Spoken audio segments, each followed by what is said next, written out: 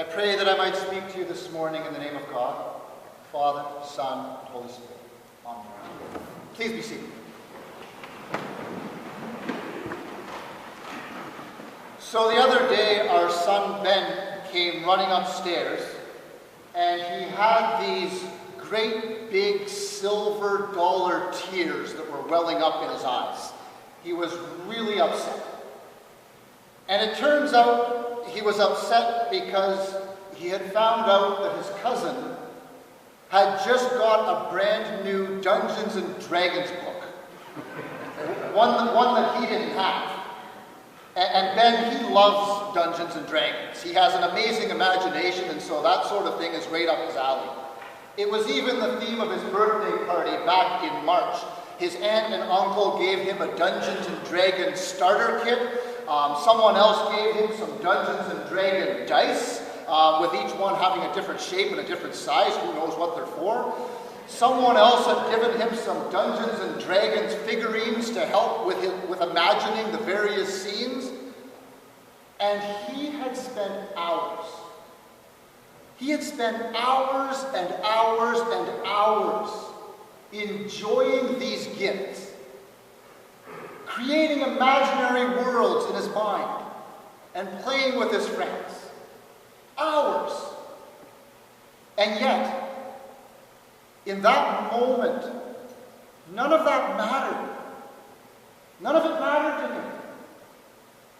He wanted that book. He needed that book. He was jealous of his cousin for having something that he didn't have.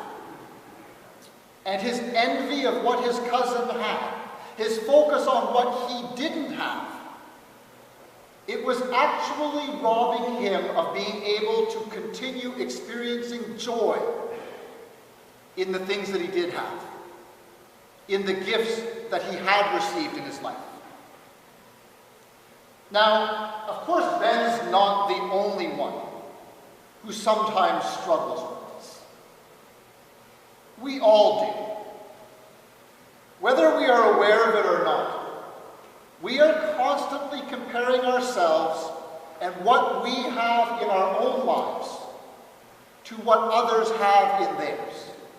We've been talking about this comparison that we do for the past several weeks now. But fairness, a sense of fairness, it seems to be hardwired into our genes. And so we tend to be uncomfortable with inequality of any sort.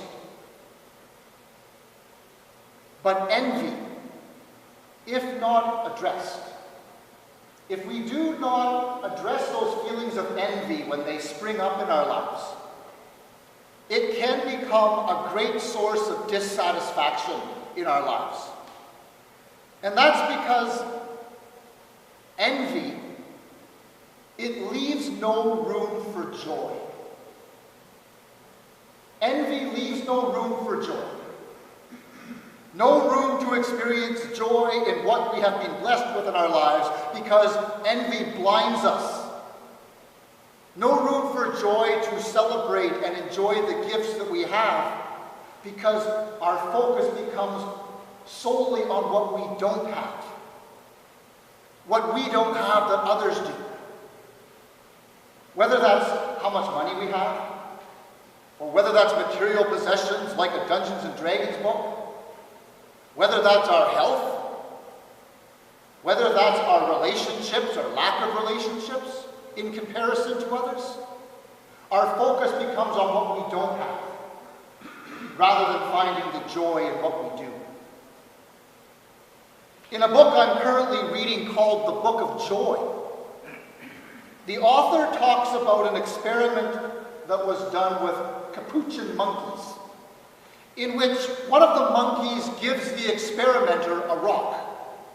And when that monkey gives the experimenter a rock, it receives a cucumber as its reward.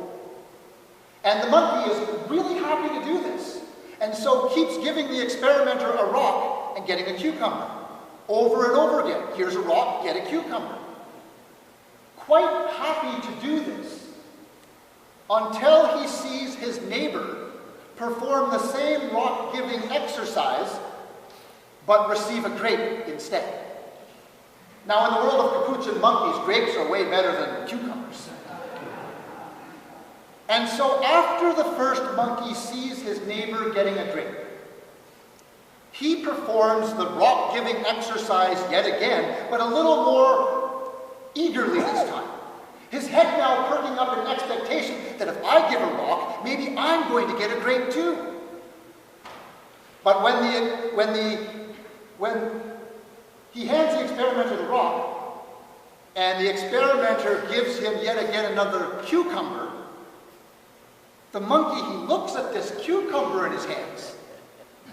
He's absolutely in disbelief. How did I just get handed a cucumber?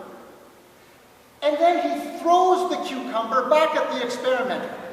And he grabs the bars of the cage and starts shaking it in uncontrollable rage.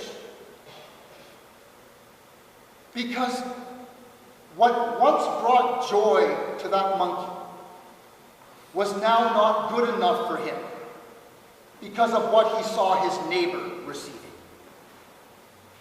Envy does not leave room for joy. Now, don't get me wrong. Of course we need in this world. Of course we need to always be striving to address the profound inequality that exists in this world between the super rich and the super poor and the huge global imbalances that exist. But as Archbishop Desmond Tutu has pointed out, even when we address those global imbalances, there will always be people who have more than we do. There will always be people who have more than we do, who are more successful, who are more talented, who are smarter. I think when Jesus says in today's gospel, I think when he says, do not worry about your life, what you will eat or what you will drink or what you will wear, I think he's inviting each one of us to put our trust in God. To put our trust in God to provide each one of us with what it is we need in our lives to have the kind of life that God intended for us to have, and to have that life abundantly. And yet, our God does not promise to give each one of us the exact same thing. God simply promises to give each one of us the food that we ourselves need for our lives, what it is we need for this day. Give us this day our daily bread. And I think much of our worry, I think much of our angst, I think it comes from striving to get our hands on the grape that our neighbor has received, rather than giving thanks for the cucumber that we are holding in our hands. Envy does not leave room for joy. Envy does not leave room for us to be able to live with an inner peace, because it leaves us focusing on what we do not have, rather than experiencing joy in what we do have, and trusting that what God will provide us with will be enough. And that is why this day of Thanksgiving is so important. Because the most powerful remedy for envy that creeps into our lives sometimes, the most powerful remedy for envy is gratitude, is counting our blessings, is taking the time, intentional time, to stop and to remember, to really and truly remember all of the amazing things that God has given to us in our lives, and to give thanks to God for giving us those incredible gifts. But overcoming envy with gratitude, it also requires that we learn to develop a sense of concern for the well-being of others. Being able to live with gratitude requires that we learn to develop a sense of concern for the well-being of others, so that when someone else gets something that we don't have, so that when someone has more success or gets a promotion that we don't get,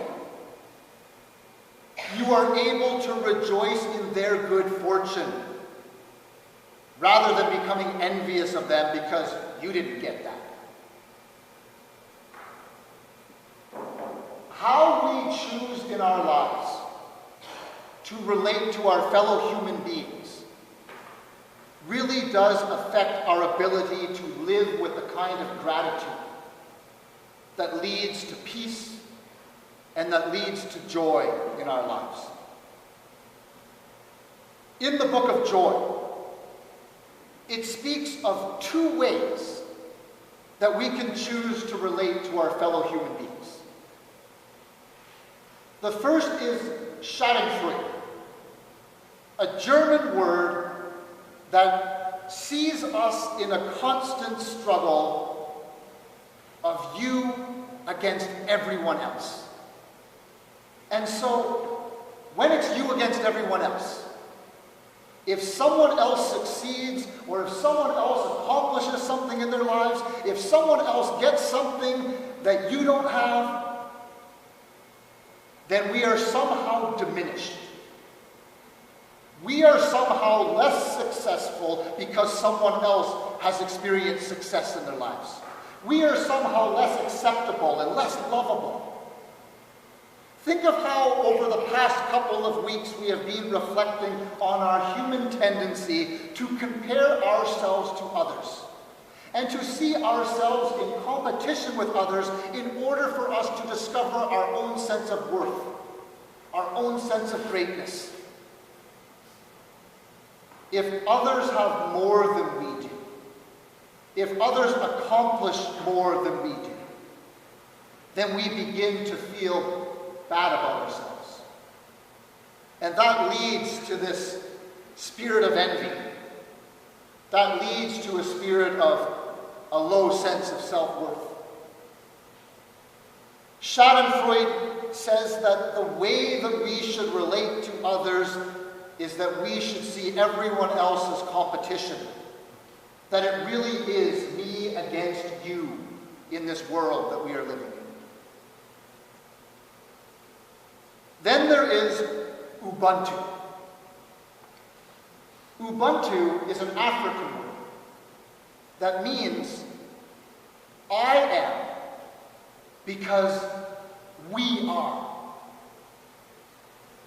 I am what I am because of who we all are. Ubuntu speaks to a very different way of relating to others. Rather than it being everyone for themselves, Ubuntu speaks to how, as human beings, we really are all connected one to another. Archbishop Desmond Tutu says that in African villages, one would ask, how are we?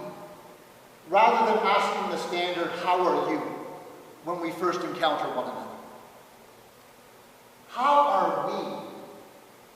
This way of relating to one another, this understanding, it sees that someone else's success or someone else's achievements or someone else's happiness is in a very real way our own, because we are all connected one to another. We are part of the same society. We are all part of the same humanity. And so when humanity is happy, we will be happy. When humanity is peaceful, our lives will be more peaceful. If your family, however you describe your family, if your family is happy, you yourself are better off. It is when we have a strong sense of Schadenfreude, of this I and they and everyone for themselves mentality that is so rampant in our world today. It is when we have a strong sense of I and they and everyone for themselves that we risk becoming ungrateful, that we risk becoming blind to what it is we have been blessed with in our lives. It is when we are risking becoming envious of what others have received. But when we are able to move from this I and they mentality to a we way of thinking, when you are able to develop a sense of our common humanity and the oneness and the connectedness of humanity, that is the moment when you will truly want others to be free from their suffering. That is the moment when you will truly want others to enjoy happiness in their lives. Because if others are set free from their suffering, if others are enabled to enjoy happiness, then you are able to rejoice in their good fortune as if it is your very own. Because in a way, it is. And so may we take time, not just today, but may we take the time every day to set some intentional time aside to spend in reflection, to cultivate a spirit of gratitude, to remember and to give thanks to God for all that we have been blessed with in our lives. And may we also learn the way of Ubuntu. I am because we are. I am what I am because of who we all are. And who we all are is beloved children of the God who says, do not worry. Do not worry about your life. Do not worry about what you will eat or what you will drink or what you will wear. Because I love you so much that I will give to you all that you need in order to have life and to have it abundantly. And for that we say, thanks be to God.